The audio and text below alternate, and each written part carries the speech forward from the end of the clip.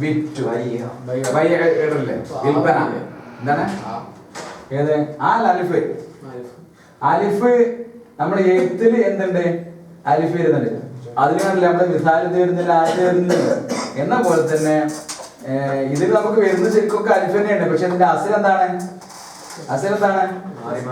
മാറി മാറി വരുന്നത് മാത്രം നാമയോ യനാമു എന്നാണ് നാമ യനാമു എന്നാണ് ഫതഹ ബാബിലാണ് നവമ യൻവമു ആണ്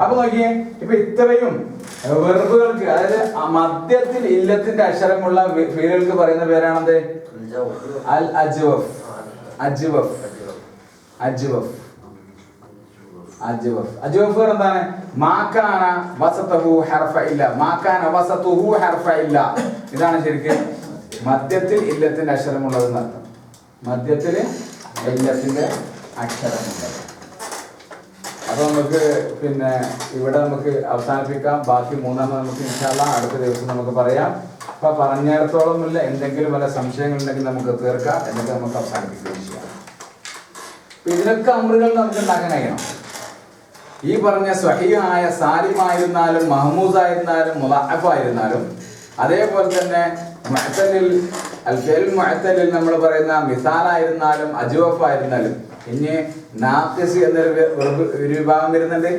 ലഫീഫ് എന്ന് പറഞ്ഞ വിഭാഗമുണ്ട് ലഫീഫിനെ രണ്ടായിട്ടിരിക്കുന്നു ലഫീഫ് മഫ്റൂഖ് എന്നും ലഫീഫ് മഖറൂന് എന്നും പറയുന്നത് രണ്ട് വിഭാഗം ഇങ്ങനെ മൂന്നെണ്ണമാണ് ഇനി അടുത്ത് പറയാനുള്ളത് അത് നമുക്ക്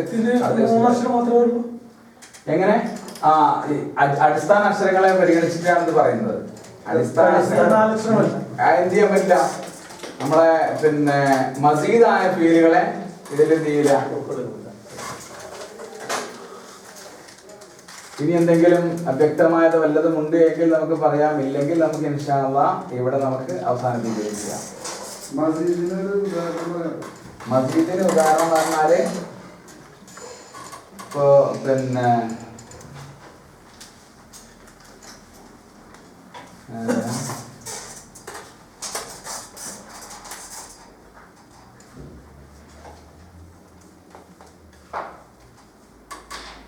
അതായത് ഇപ്പോ എന്താണ്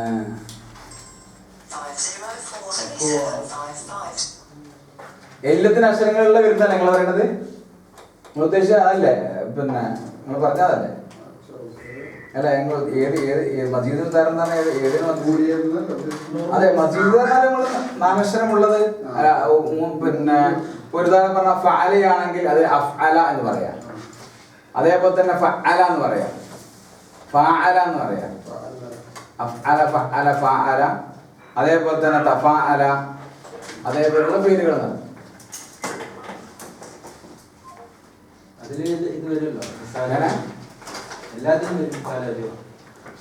ഇല്ല അടിസ്ഥാന അക്ഷരങ്ങൾ വരുന്ന ഇതിൽ മാത്രമേ വരുള്ളൂ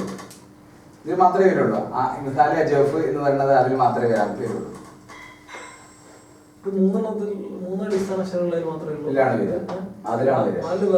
എല്ലാ നാലും വരില്ല നാല് ഈ ഗണത്തിലല്ല വരുന്നത് ഈ രീതിയിലല്ല അതിന് പറയപ്പെടുന്നത് മിസാലി എന്ന് പറയുന്നത് മജ്വഫ് എന്ന് പറയുന്നതും നാഖിസ് എന്ന് പറയുന്നതും ഒക്കെ എന്താ വെച്ചാൽ ആദ്യാക്ഷരം മധ്യാക്ഷരം അവസാനാക്ഷരം എന്ന് പറയുന്നത് മൂന്നക്ഷരത്തെ പരിഗണിച്ചുകൊണ്ട് മാത്രം സ്വഹീഹ് അങ്ങനെ തന്നെയുള്ളത് സ്വഹീഹും അങ്ങനെ തന്നെയുള്ളത്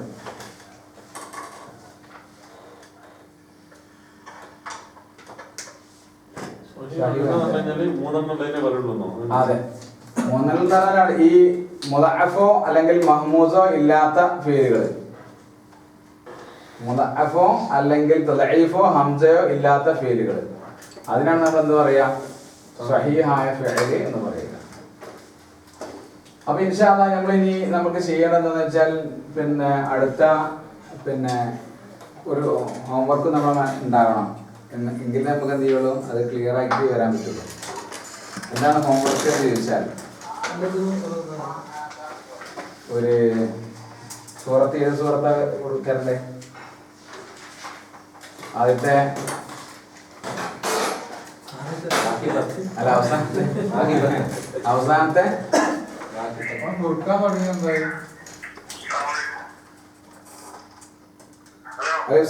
ഞാൻ ഇപ്പൊ ഒരു 2 മിനിറ്റ് വിളിക്കാം. എങ്ങനെ? ആ ശരി, ഇല്ല ഞാൻ കിട്ടിയിട്ടില്ല, ഞാൻ പോയിക്കോളാം കേട്ടോ.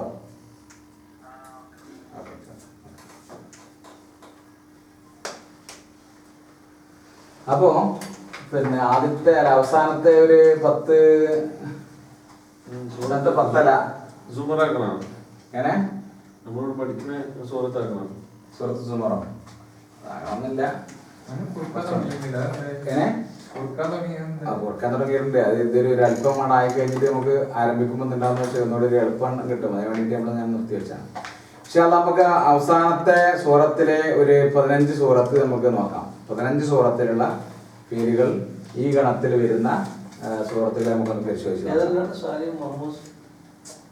സാലിമ്, മഹ്മൂസ്, മുദഅഫ്, മിസാല്, അജൂഫ്, ഈ അഞ്ചെണ്ണം വരുന്നത്.